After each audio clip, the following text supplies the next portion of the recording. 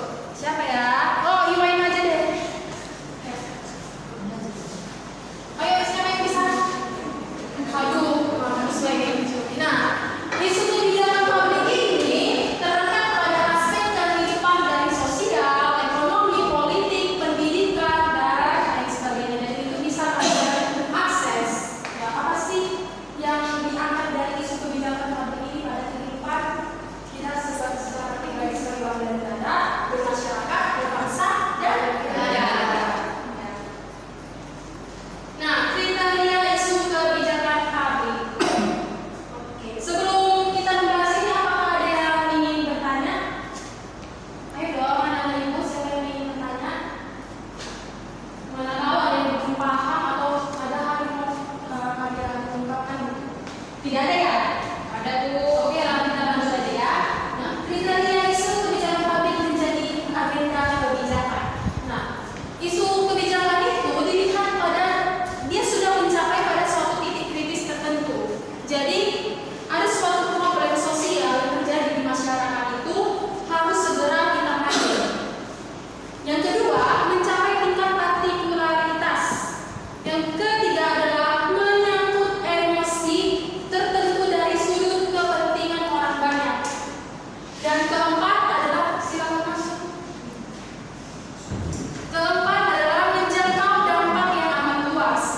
Kelima adalah mempermasalahkan kekuasaan dan keabsahan dari dalam masyarakat. Dan yang keenam adalah menyangkut ke persoalan yang fashionable. Selanjutnya adalah pengaruh distribusi kekuasaan terhadap isu kebijakan publik. Nah, siapa yang bisa memberikan jawaban terkait pada ini? Bagaimana sih pengaruh distribusi kekuasaan pada isu kita itu? Ada yang bisa menjawab?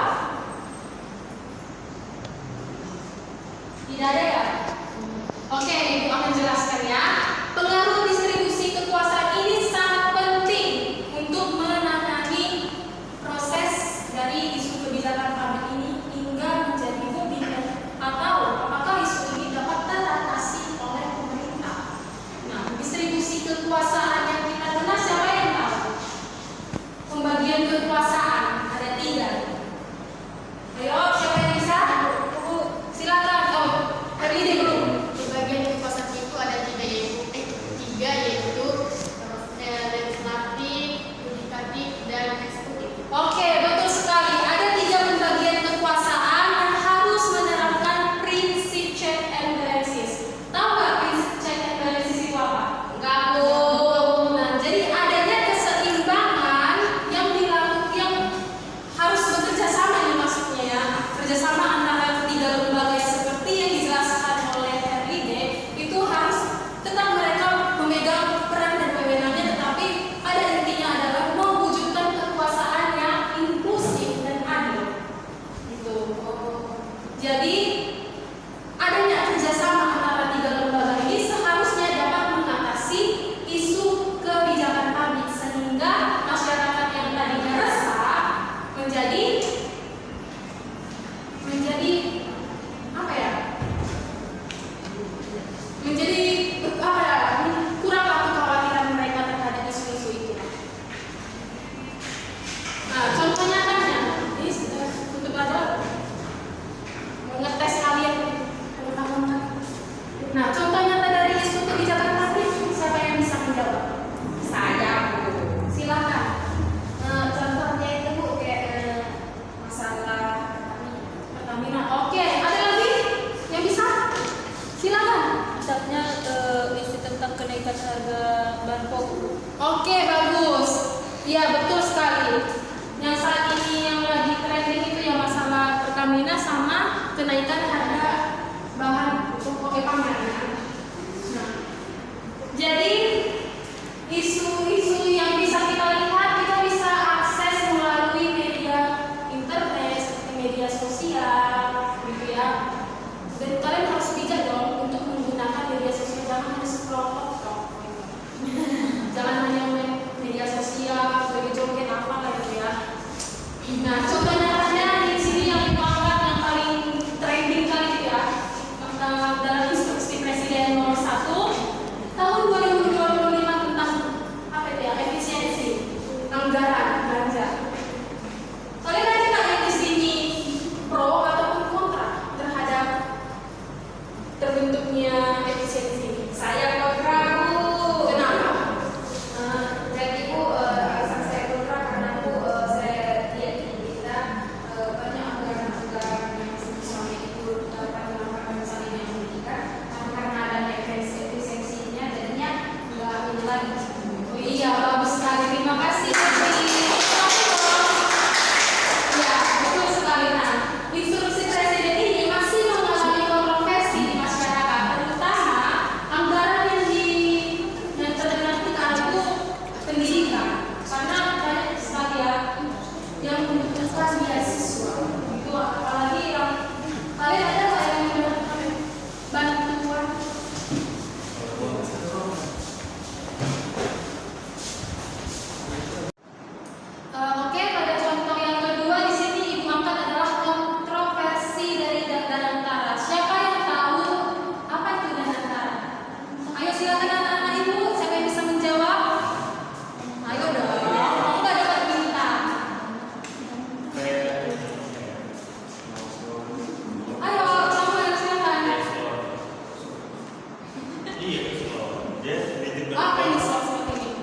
mengirimkan uang terus dia menjalankan, Iya. tapi bukan dari dia dan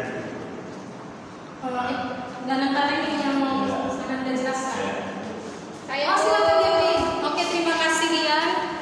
Jadi kan Bu, Danantara itu merupakan lembaga investasi negara Indonesia Putra. Jadi di dalam Danantara itu tergabung nih Bu lembaga-lembaga negara seperti BUMN, yaitu termasuk dalam seperti BRI, BNI, Pertamina, INA dan lainnya. Oke, terima kasih Devi. Devi ini sangat update sekali ya dengan informasi, apalagi yang menyangkut pada isu kebijakan publik itu lebih gercep banget gitu ya.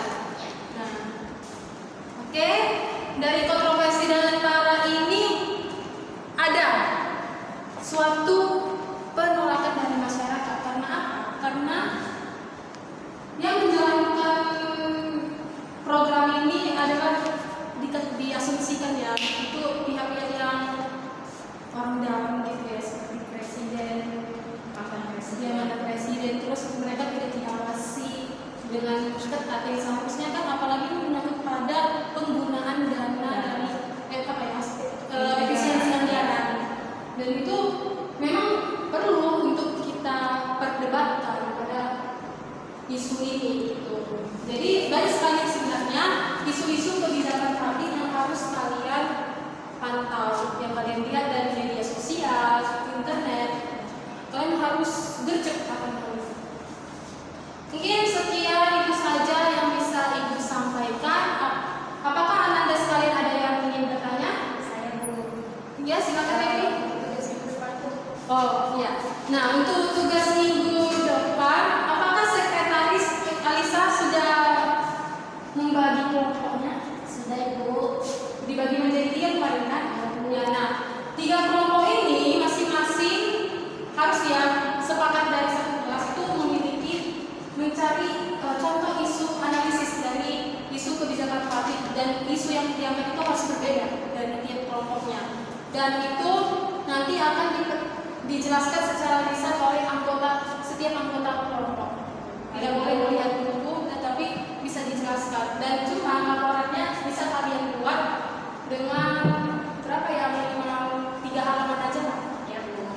Yang isu kebijakannya yang update saat ini ya, biar lebih menarik yang Oke.